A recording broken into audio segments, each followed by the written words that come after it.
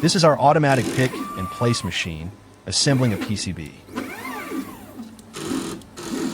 Its robotic head picks up the tiny components and places them exactly where they belong.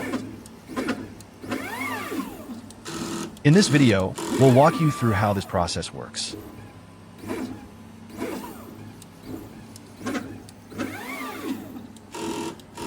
Welcome to blackdevice YouTube channel.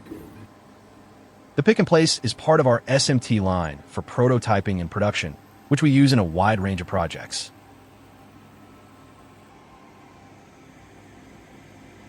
But even though the system is highly automated, the process begins in a more hands-on way. We start by applying solder paste to the board with a spatula through a metal stencil supplied by the PCB manufacturer. The stencil has precise cutouts that match the positions of the components to be mounted.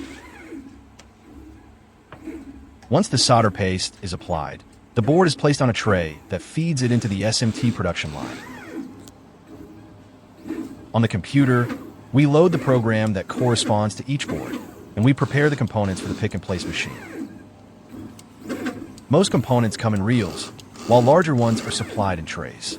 The robotic head uses a suction nozzle to pick up each component, checks with its camera that everything is correct and properly aligned, and then places it in its exact position on the board.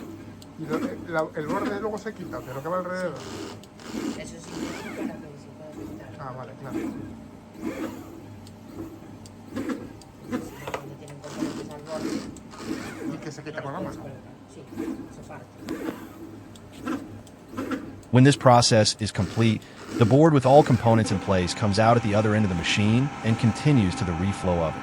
There, the heat melts the solder paste so that, once it comes out, every component is perfectly soldered. This leaves our boards ready for the next stage.